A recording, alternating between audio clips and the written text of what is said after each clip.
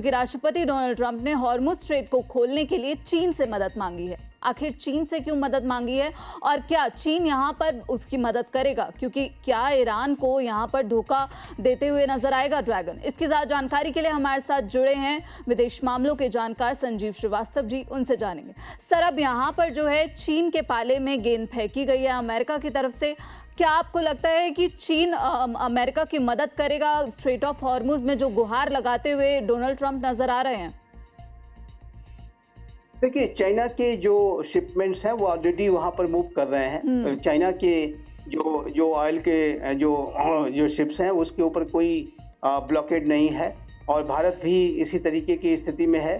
और ये Islamic regime की जो लीडरशिप है, अब्बास अराक्ची की तरफ से ये कहा गया है कि वो हम सेलेक्टिव तरीके से ही इसको रोक रहे हैं। और वो तो ये कह रहे हैं कि हमने कोई ब्लॉकेड ही इम्पोज नहीं किया है किसी तरीके का, लेकिन वो जाहिर है कि इजराइल और यूनाइटेड स्टेट्स ऑफ अमेरिका की शिप्स को वहाँ पर परिचालन उसका नहीं होने दे रहे हैं, क्योंकि एक युद्ध चल रहा है।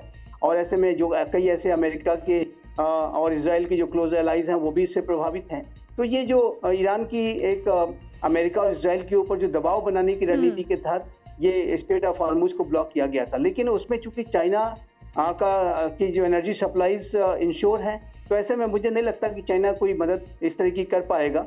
और चाइना से जो डोनाल्ड ट्रंप अपेक्षा कर रहे हैं, मुझे लगता है कि उसमें चाइना की तरफ से उनको ज़्यादा कोई सफलता नहीं मिलने जा रही है। और यहाँ तक कि तो वो उन्होंने यूरोप के राष्ट्रों से भी अपील की और नेटो की आलोचना भी वो करते हुए नजर आए कि नेटो तरीके से अपना जो है अलायंस की जो उसके कमिटमेंट्स हैं उसको नहीं पूरा कर रहा है। तो इस डोनाल्ड ट्रंप जाहिर है कि वो पूरे वर्तमान समय में जिस तरीके का उनका एक बहुत ही हैवी एंगेजमेंट ईरान की टेरिटरी में अन्य जगहों पर जो बमबारी करने का और मिलिट्री ऑपरेशन को करने का सर यहाँ पर क्या राष्ट्रपति डोनाल्ड ट्रंप को जो कई देशों से झटका लगता हुआ दिख रहा है, तो क्या अब डोनाल्ड ट्रंप अकेले पड़ते हुए दिख रहे हैं? क्योंकि यहाँ पर भारत की तरफ से भी बयान आया, जब यहाँ पर भारतीय विदेश मंत्रालय से पूछा गया कि स्ट्रेट ऑफ हॉर्मुज को लेकर क्या यहाँ पर यूएस के साथ कोई कंबाइंड फोर्स पर बातचीत चल रही है, तो फिर भारत की तरफ से कहा गया है कि कोई भी डिस्कशन फिलहाल अमेरिका के साथ कंबाइंड फोर्स पर नहीं चल रहा है टू रीओपन। अगर हम बात करें स्ट्रेट ऑफ हॉर्मुज को लेकर वापस से खोलने की,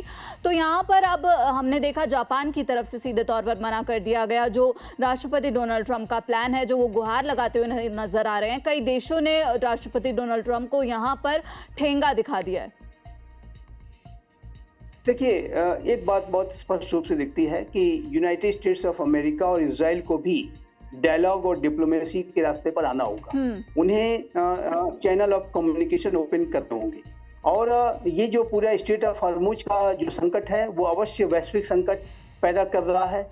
और स्ट्रेट ऑफ हॉर्मुज में जो ट्रेड रूट है उसको ओपन करने की जो जिम्मेदारी डोनाल्ड ट्रंप विश्व के ऊपर भी डालना चाहते हैं। और क्योंकि वो ये तर्क दे रहे हैं कि इससे चूंकि विश्व के सभी राष्ट्र प्रभावित हैं, तो इसलिए इसके जो है सुचारू परिचालन से और ब्लॉकेट को हटाने के लिए जो भी ईरान ने जिस तरीके का भी ब्लॉकेट कर रखा है उसमें सभी उसमें सहयोग करें, तो अपेक्षा जरूर कर रहे हैं। लेकिन जो विश्व के जो राष्ट्र हैं वो इसमें अपने जो फिंगर्स बर्न नहीं करना चाहेंगे। ये बात भी स्पष्ट रूप से दिखती है। काफी रिस्की सिचुएशन है।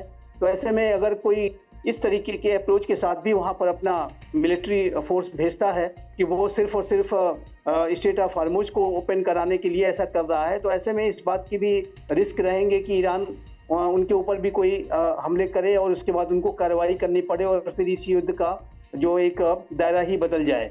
तो चाहे वो वेस्ट एशिया के राष्ट्र हों या विश्व की अनेक जो शक्तियां हों, वो सभी पूरी सिचुएशन की गंभीरता को समझ रही हैं। और ऐसे में वो बहुत ही ज़्यादा तुरंत ही कोई कदम नहीं उठाना चाहती। और डोनाल्ड ट्रंप, मैं अकेला तो उनको नहीं कहूँगा कि अकेले पड़ते जा रहे हैं, तो उनके ऊपर दबाव जरूर बन रहा है कि वो डायलॉग और डिप्लोमेसी के रास्ते पर आने के बारे में विचार करें, क्योंकि इस पूरी सिचुएशन का कोई मिलिट्री सोल्यूशन मुझे नहीं लगता कि ये निकल पाएगा।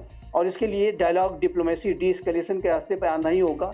और इस बात का जो दबाव है वो जरूर डोनाल्ड ट्रंप पर बनता हुआ दिखाई दे। बिल्कुल, बहुत बहुत शुक्रिया सर आपका इस पूरी जानकारी के लिए। तो आपने देखा जहां एक तरफ मिडिल ईस्ट में युद्ध चल रहा है और अब ये खतरनाक मोड़ पर पहुंचता हुआ दिख रहा है, लेकिन इसी बीच यहां पर भारत की एक बहुत बड़ी जो डिप्लोमेटिक जीत है वो देखने को मिली है और लगातार जो जहाज हैं वो अब भारत पहुंचते हुए दिख रहे हैं। और आज ही पहला जो एलपीजी जहाज है यहां पर एलपीजी लेकर शिवालिक भारत पहुंचा है और इसे भारत की एक सक्सेस के तौर पर देखा जा रहा है, क्योंकि ईरान और भारत के जो रिश्तों की तस्वीर अब देखने को मिल रही है युद्ध के बीच। इस पर आप क्या कुछ सोचते हैं हमें जरूर बताइएगा। बाकी आज के लिए इतना ही। बाकी देश और विदेश की खबरों के लिए आप देखते रहिए दैनिक जागरण। नमस्कार।